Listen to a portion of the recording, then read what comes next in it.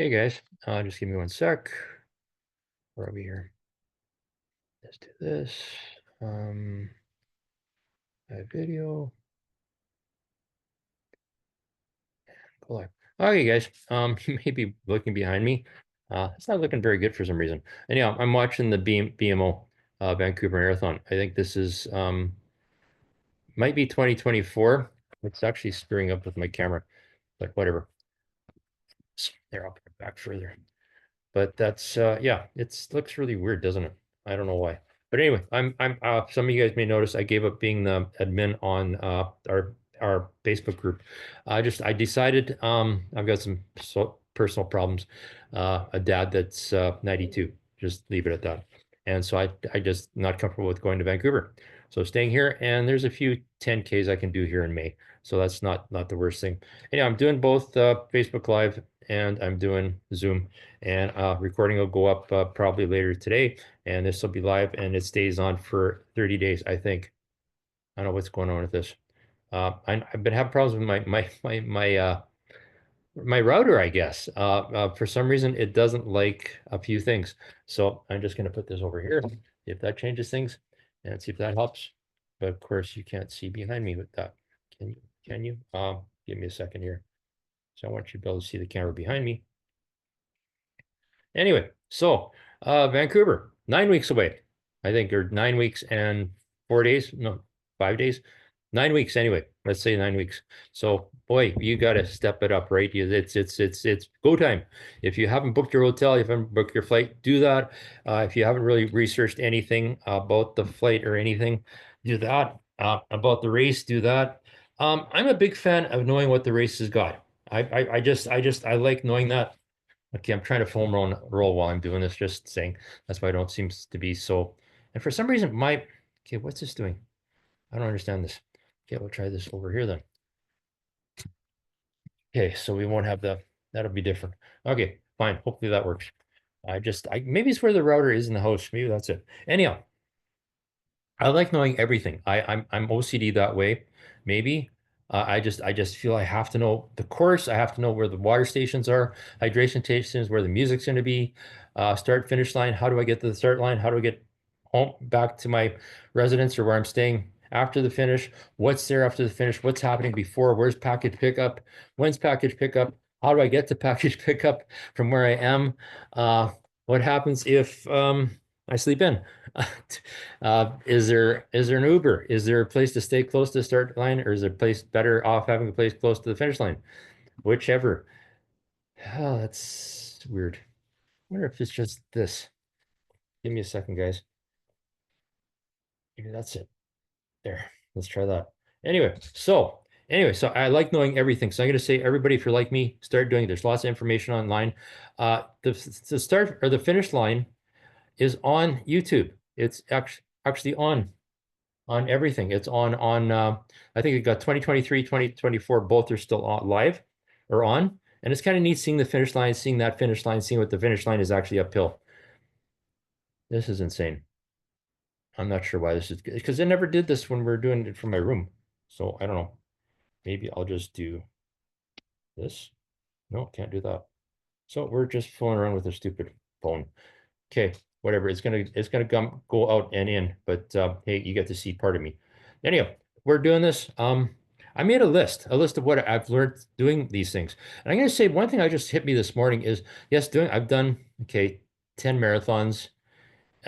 Some are good, some are not so good. I learned more from the ones that were not so good except the ones that were really good. But even those, I made a list. Also, I'm going to say, if you find something, a source that you like for your information on how to do this stuff, how to run marathons, how to do races, save it. I've saved everything. There's a magazine I got, Runner's World. This thing, I got this thing in 1997. So my first marathon ever was 1998 in Kelowna. This is it. And it's really interesting to go through. And most of the stuff is actually still relevant. Um, Yeah, I'm not sure what this is New York City. That's kind of cool. But there's just a list of things to do and things to look out for and just to pay attention to. But it's just interesting how things have changed. Like shoes. Shoes have changed a lot. you may back in 1997, it was all about the cushioning, lots of cushioning, lots and lots of cushioning on the shoes. And then all of a sudden we went to minimal and not so much cushioning. Guess what we got now? Lots of cushioning. It's gone back and forth. Also, I don't think it's this issue, but there's one issue that was talking about footwear, and it was a column. It was about because at that time we had motion control shoes, stability shoes, and stability shoes, motion control shoes, and then just neutral cushioning shoes. And okay, we had racing flats as well. But there's this whole thing about whether the stability and motion control shoes were causing more injuries than they were saving or protecting you from. And I remember reading it, and it got to the conclusion was, yes, a lot of people are getting motion control shoes or stability shoes that don't need them, and those are causing injuries, which was really bizarre. I'm not happy with this. Anyhow, and I remember the day after my running room store, we used to have a lot of motion control shoes and quite a few stability shoes as well. But the day after, all of a sudden, a lot of shoes became neutral shoes. And one shoe for a really good example of that is the A6 Nimbus. It was always shown as at that time, before that article came out, it was shown as a stability shoe because it sort of is. But then the day after, neutral. And I understand. I love Asics shoes. I'm just going to say this. This is actually about racing, but about shoes. I like Asics that they have, and every other brand I think is doing this, or every brand does this with different models. But Asics does it so obviously that it's actually pretty cool. It's because they have a shoe that's like a stability shoe, which is the Kano, which is a still amazing shoe. And actually, Kano, I'll talk about that in a second. Kano has changed a little bit. Then there's the GT 2000s, a little more stability, a little bit less stability, but not quite as much as the Kano. Then you had the GT 1000, I think. And then that had a little bit less stability. It was almost a neutral shoe.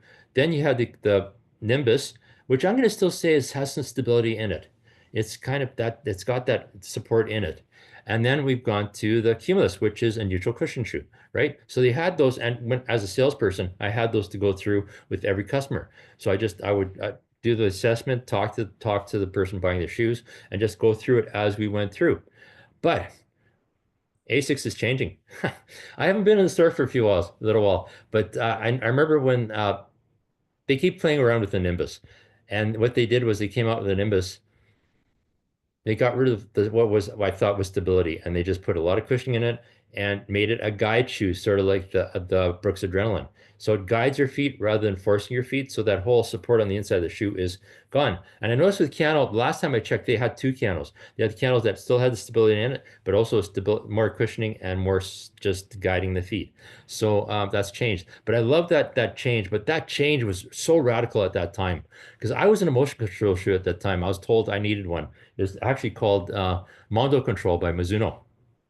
Mondo Control. Obviously, you're getting a lot of support. But 30 years later, I'm running in neutral shoes. So there's some people that say, yes, you can train your feet to run in a neutral shoe. I don't agree with that. I think your feet are your feet. It depends on your genetics, bone structure, where the muscles work. And a lot of times it's not your feet. It's everything else, including the feet. Could be an ankle, could be an injury you've had. Also, the other thing about stability is not both feet are always going to be the same. One may need support, one may not. Well, if you go to a sports shoe designed to put this foot this way when you hit the ground, it's going to push this foot out even further. So I like the idea of guiding shoes. I like getting rid of that massive what is it called? Mid post something support on the inside of the shoes.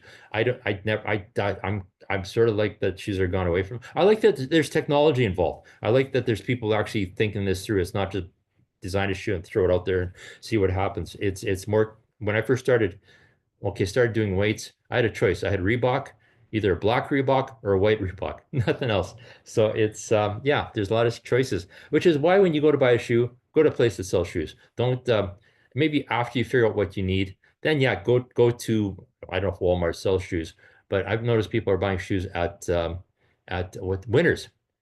And I don't know how that happens, but anyhow, so let's talk about marathon for sure. Remember, there's no shortcuts to the training. If you're doing the marathon, you have to have, well, you're 9 weeks to go. You pretty much committed. So don't cut yourself short. Make sure you stick to the training plan that you've been going with for the last 8 weeks or more. If there's, I think you're probably on hills right now. So do your hill repeats. I think half marathons are starting hill repeats. 10K is probably doing hill repeats as well. So you got to stick to that plan for the next 9.5 weeks. Because if you miss something, okay, it's not the end of the world, but I can say for the marathon, it's just going to make it harder. So you have to understand what's going to happen when you start the race. You can still do the half marathon. You can still do the half marathon, 10K or Vancouver, sorry, it's 8K. You can still do it, but just understand you missed that. Is it going to have an effect? One day, maybe not. You can probably make up for that. But also, if you missed a hill repeat, don't go from 3 hills to 5 hills. Go to 4 hills. Just don't overdo it. Learn from every race, every run you do. Every run, there's a lesson there somehow. How did it feel? What felt good? What didn't feel good? How's the nutrition going? At this point, you should have that nutrition nailed. It should be set to go for race day. You've had 8 weeks or more. You should know what, are you going to use gels? Which type of gel? Are you going to use carry water with you? Are you going to use the water on the course? Are you going to use the gels that are on the course? Make sure you check that out. I think Vancouver's really good. They usually have what they're going to have on the course early. Edmonton, they usually let you know the week before. So check with that. Yeah, make sure you have that set. Your shoes, how are your shoes? Are they starting to wear out? Do you notice that it doesn't just feel quite right? Buy a new pair of shoes. And this is what I'm going to say to do. If the shoe's still okay, not completely gone, buy the same shoe, same brand, same model. The technology now is you shouldn't have to break a shoe in. If it's the exact same shoe, you should be able to throw it on and go. There used to be this fear of people, we would wear our shoes on planes or pack them with our carry-on just so we wouldn't lose the shoes at race day. But now if you're flying from Edmonton, Vancouver, and your luggage goes missing and your shoes go missing, you should be able to walk into a store like a running room or what's the other? There are other stores. There are other stores other than the running room. You should be able to buy that exact same shoe, run with it, no problem. You shouldn't have to break anything in. But if your shoes sort of good, you think you do 26 miles in them, okay, buy a new shoe, that same shoe, put that older shoe away, train in the new shoe until, say, before pretty much the race. Then for the race, bring out that older shoe. It's going to feel like home, and you'll be set to go. But yeah, but there's a but. Can you buy another shoe the weekday before the race? Sure, you can. But I think I like that idea. I like that switching them up. Save that shoe for race day because you don't want to start the shoot race with the shoe that's, is it good? Or can I force myself to do this? You may be able to make it through like the first half, but the second half, you're going to wish you had a new shoe. And also, don't save your old shoes for walking. I learned that actually at a Vancouver event, it wasn't the marathon, but I had a pair of shoes where I'd retired from running, and I took them to Vancouver. And Vancouver's a place where you can walk. Man, it's an awesome place to walk. If you're staying in the West End, wherever, Yaletown, Kitsilano, wherever, the race I think is the neighborhood. I can't remember what the neighborhood is called, but you're going to be walking a lot. Don't do that in old shoes. Get a proper walking shoe or buy another shoe to walk around in. Maybe the new shoe that bought, carry it with you because yeah, it's horrible. I remember one year I was walking and I ended up walking into a store and buying a new pair of shoes because I was in pain. Learn from every race, every run. Each race is different. You can't control anything but yourself, right? So if you've done marathons other places than Vancouver, Vancouver is different. Just gonna say it's there's hills, maybe not where the hills were before. Maybe you have done New York. Well, the hills are actually the bridges, right? There are no real hills, especially going up that hill to Verrazano Bridge. But and I love going down off the other end of the Verrazano into Brooklyn. That's like, man, it's a lot of cheering. Vancouver, a lot of people cheering, a lot of music, but it's the marathon. Yes, you go up a little bit of a hill, you head south, and it's a little bit of grade, not much, and eventually you go back downhill. Well, the halves, you go uphill and you immediately go downhill. But once you get in Vancouver, there's a few hills. And once you get in Stanley Park, there's a hill. I think the full marathon doesn't have that problem. You get to Stanley Park, you're doing the seawall, and there's no real hill on the seawall. So yeah, but just remember too, the finish line is uphill. So yeah, learn that. I mean, watch this stuff. There's a few people have used their cameras right to film the entire race. So yeah, if you can find that, there's on YouTube, people have done it. So learn the course. Understand the weather in Vancouver. It could be warm, it could be really, really warm, or it could be raining. So be prepared for that. If you have specific clothing you like for running in the rain, yes. If you're fine starting wearing a garbage bag to keep yourself dry before the start, that's fine. Understand, yes, for 26 miles, you can do it and get wet and just understand that. I remember one person I was teaching a virtual clinic to, and she asked, well, what do I do if it gets wet during my training runs? Well, you're gonna have a shower afterwards, so big deal. But it can be miserable. Nice thing about Vancouver, if you do get wet, it's usually fairly mild, the temperature. So if you get wet, it's not going to be like getting wet here in Edmonton where it's going to be cold. So it's cold and clammy, it's not very good. But also when you get wet, make sure you understand you're gonna be chafing like crazy, no matter what you're wearing. So cover any spot you might chafe on. So body glide, make sure you got that.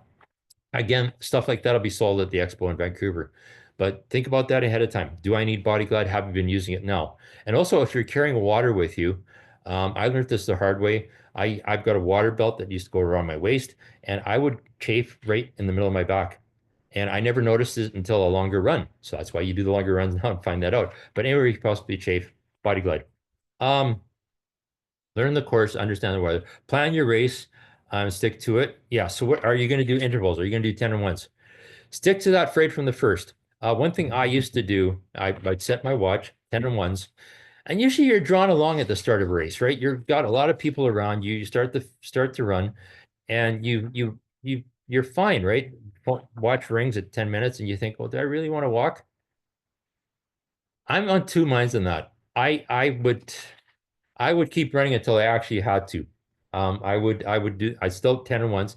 And if say it's 30 minutes in it, my watch rings, do I feel like I need to walk? I would probably walk the water stations because you get almost a minute there. So it wouldn't exactly be 10 and ones, but if I can go, just keep going. But on the other hand, if this is like your first and you're planning 10 and ones, do 10 at once right from the get-go, right from the start. Just don't even think about, don't be drawn along. Usually there'll be a group of people doing that as well. You won't be the only one. So when you do your breaks, there'll be other people walking as well. When you do the walk though, make sure you move over to the side. A lot of people just, I got stuck behind people where they're like a bunch of like six friends and they're across the whole road. You can't get by them or you're trying to get through them. So if you're going to do the 10 and ones, just be courteous to the other runners, right? And don't, I'm going to say this out loud. If you've been running with music, I mean, I think right on the entry form, it says no music. Don't use personal because you want to be able to hear stuff around you, right? I've run past people that have done that and you go by them and they just jump 6 feet in the air because they don't realize there's somebody coming by them. So if you've listened to music, I know I get yelled for saying don't listen to music, so I won't say that, but I recommend it against it. But if you do, make sure it's turned right down so you can hear people around you. Yeah, there's a set of type of headphones that actually go above the ear so you can still hear the stuff going around you. So that's an option. But if you can get away without music, there's so much stuff going around you. You don't need the music. Just distract yourself. You'll be fine. So intervals. Also think about the race too. If you're a little more experienced, this probably applies to you rather than people doing it for the first time. But think about second half. Usually, we call it I can't remember names anymore whenever I do this stuff now. But it's a second half split. The second half is usually quicker than the first. So for people that have done this before, you'll notice that the first half, take it easy, bomber for the second half, right? Be with watch your heart rate. Second half, and I'm going to say this with races I've done, is that usually happens. It's you're struggling and struggling and struggling for the first half. You get to the turnaround point and you start thinking, okay, I've only got 13 miles to go, right? And you start feeling, okay, I'm feeling a bit better. Sometimes you're not. I remember running past one guy. He actually had one of those aluminum blankets around him and crying his eyes out because he was sore. Well, you're running 26 miles. Chances are you are going to get sore. Don't do the Advil thing. We used to do this too back in the day. We would carry 2 Advil capsules with us, and if we got sore, we would take them to get rid of the pain. Then we started hearing about that stuff actually does damage to your kidneys, so don't do it.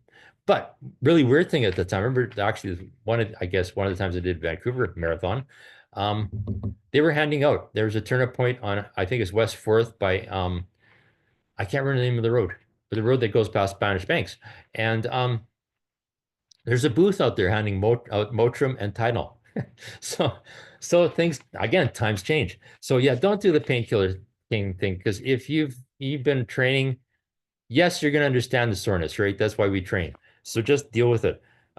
Think happy thoughts. Uh, how are you get? I said this. How are you going to get this start? How are you going to get back from where you're staying from the finish? Have that planned. They will be handing out passes for the SkyTrain at the package pickup. Even if you're just thinking about doing that, grab one. There's SkyTrain stations everywhere throughout the Lower Mainland. I would say that's probably the best bet. It drops you off not right at the start finish line. You stop at a place called Oakmont Mall. Um, I think it's King Edward Road, King Edward Station. And you just walk like a block or two and you're at the start finish line. It's a kind of a hassle. It's kind of fun though, because you're walking with other people. One year I slept in and I remember I was doing the half. It's kind of weird because usually the marathon starts first, then the half. Well, Vancouver, the half starts first, then the marathon. And I was slept in and I'm walking towards the start finish line. I'm wearing a bib for the half. So I'm thinking I got to get going. And I look around, everybody else has got the full. So I'm like booting it to get there. So don't do that. But also, if you wake up in the morning and you're not sure, should I do this? Go for it. I'm going to say that's from experience as well. I remember one morning I was absolutely probably the same day. I woke up and I'm OCD sort of. And if something goes wrong, something isn't just right, I'm done. I'm not doing it. And there's a few races where I've done that. And I woke up and just, okay, it's raining. Do I really want to go to the start line and get sweat stuff? And you flew there, you've trained, go. I think that morning I'm thinking of, I woke up, had my couple spoonfuls of oatmeal. I said, okay, you know what? I'm going to walk to the SkyTrain station. If I don't feel it, I'm just going to walk back. No crime in doing that. Get there. I say, okay, I'm going to get on the train on the subway or the SkyTrain, take it to the where get towards the start finish line or start line. And I said, okay, if I do that, well, I remember running through Stanley Park, and that's like more than halfway, right? Well, that's like way before past halfway. And I'm thinking, I'm doing this. So it's I think you have to start thinking happy thoughts. And if you're doing it with somebody else, I'm going to say you got plans already, but if you're doing it with somebody else, that part is gone. You're going to be dragged out there whether you want to or not. So have that. What are you going to eat before and plan that too? Because if you're staying at like an Airbnb, that's simple. If you're staying in an apartment or a hotel that doesn't have someplace to cook, what are you going to do? Most places will have coffee makers, so you can boil water. Um, are you going to do like a cereal bar or something? Dry cereal, whatever. If you need, also start with something. Even if if you're doing the half, if you're doing the full, you want something, even the 8K, do something. You don't want to start a run on an empty stomach. That's a fallacy that we've sort of gone over. Um, and what are you going to eat and hydrate throughout the race? Yeah, we've covered that. Do you know pace? You're going to know your pace by heart because you've been training for 18 weeks for this thing. So you may not even need this to check your pace. You're going to know what feels right. But remember at the start of a race, this happens to a lot of people. Everybody starts out, a lot of people start up too fast, right? You see the gun goes off, you're running, everybody else is running, so you're going their pace. The suggestion I always got was start slow and even back off and go even slower yet. Get your pace going, get that long, slow distance or long, effortless distance feel to it. Then start going. And I'm going to say, as you progress along the course, you will speed up. And especially after that half, you will feel that if you feel really good. Again, if this is your first, you're probably going to feel about the same throughout the race. Hopefully, you've done the training, you should be fine. Think positive thoughts throughout the race. I've done this, I've trained this. Chances are you've done your longest run was probably 20 miles or 32K, maybe more. And then when you get to the 10K point, it's only 10K, right? You've done this. So yeah, think about that. Think positive thoughts, the power of positive thinking. Um, we'll talk about the week before the race, closer to the week of the race. Everything should be clear. Shoes are fine. We talk shoes. Pace bunnies, uh, like most marathons now, they're not running in races, but they still will be pace bunnies. So watch for that. A lot of them, they're holding their pace on a stick or else they have it on their caps. I pace bunny once. I was told I had to carry that stick for the entire thing. I threw it out after like the first. I was out of distance from you couldn't see me from the start finish line, and I had my pace on my cap, so it was fine. But you can actually share carrying that if you want. But look for a pace bunny. That's probably the guaranteed. I sometimes I question the pace bunnies because you're doing the same pace throughout the race because nobody does the same pace throughout the race. But they'll keep you close to what your pace should be to say if you're planning for a 3 hour 2:30 four and a half, or just to finish, they'll make sure you get there. So, and listen to them when they tell you to pull back, pull back. A lot of them will do the 10 and ones, but they also walk the water stations. So pay attention to that. Yeah, so pick your corral. I think the corral, you're allowed to move.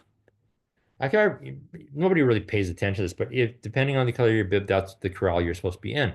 And I think you can move up. I don't think you're allowed to move back, but nobody judges you. So if you want to if you get there and figure, okay, my training has been the greatest, I'm going to move back. And even once you start, you can slow down and get with the other corral as well. Stub YouTube videos, second half was always a relief. And it always is. It's always amazing. Again, I talked about things last week with Victoria's, but even I'm going to say for this big Bertha, it's the Penticton triathlon, the marathon part. You get to Okanagan Falls. Yeah, Okanagan Falls is probably a bad example because you're going downhill. You get to the bottom where you have to turn around, and then you're going up that hill. But that second half is like the golden moment. I'm gonna say enjoy that. Um, Nailing your nutrition, have that nailed. Let other runners pull you along. You're allowed to draft. So that's why I like the pace bunnies. I like the corrals. So you can pick people that are running your pace, right? You can find somebody else. You're not going to be the only one doing your pace. So enjoy that. You're going to be in that company of that other person up to 4.5 hours, right? So enjoy, chat, talk, and talk to other people on the course too. There's some runners that won't want to talk at all. They're so focused, but just say hi, chat, how you doing? This is kind of cool. Hey, look at that. There's Wark Beach. So it's kind of nice to socialize. So talk to people during the start line. Vancouver too, there's lots of porta potties. So my suggestion, if you're early enough, when you enter there, first I'll drop off your bags at the trucks. I'll trucks with signs with your color, your bib on, throw it in there, forget about it, have your stuff in a bag that you wanted the finish line. Not necessarily change of clothing, but if you want a jacket or something, if there's something special you need at the finish line, it's in there.